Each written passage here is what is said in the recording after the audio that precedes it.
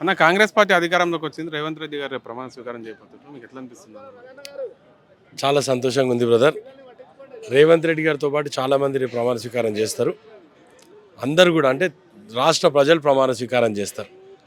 తెలంగాణలో ప్రజల ప్రభుత్వం ఏర్పడ్డది. రాష్ట్ర ప్రజలు రేపు ఎల్బీ స్టేడియంలో ప్రమాణ స్వీకారం రాబోతున్నారు.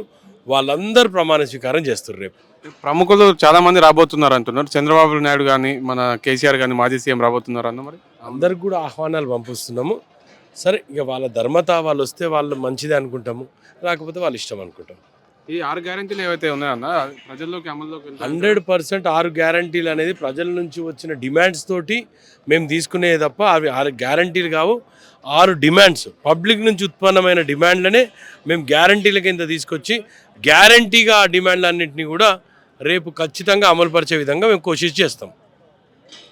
ఇప్పుడు 40 సంవత్సరాల తర్వాత కేసీఆర్ గారు గజ్వేల్లో గెలిచినప్పటికీ కామారెడ్డిలో ఓడిపోవడం జరిగింది. ఈ విషయానికి వస్తే మీరేమంటారు? ఇప్పుడు అహంకారాన్ని ఎతికెక్కిన రోజు ఇట్లనే జరుగుతుంది. మేమైతే ప్రజల శ్రేయస్సు కోసం కోరుకుంటున్నాం, ప్రజలే మమ్మల్ని గెలుపు చేస్తారని అనుకుంటున్నాం. ఆయన అహంకారం దించిండ్రు ప్రజలు. సో ఇప్పుడు ఆయనకు అర్థమైంది 5 ఏళ్ళు ఇంట్లో కూర్చోవాల్సిన అవసరం ఏర్పడ్డది. సో ప్రజలు ఖచ్చితంగా ప్రజల తీర్పునైతే మించి మనం ఎవరేం ఏం చేయలేం కదా. సో అది చాలా క్లియర్గా అర్థమైంది ఇప్పుడు అందరికీ. కాంగ్రెస్ పార్టీ సీనియర్ నాయకుడిగా, లింగోజిగూడ కార్పొరేటర్గా మీరు రేవంత్ రెడ్డి గారిని, రాష్ట్ర ప్రభుత్వాన్ని ఏమైనా కోరుకోవాలంటే ఒకటి కోరుకుంటా బ్రదర్, కార్యకర్తలకు అన్యాయం జరగదు. కార్యకర్తలు అందరికీ న్యాయం జరగాలి. రేవంత్ రెడ్డి గారు న్యాయం చేస్తారనే నమ్మకం ఉంది.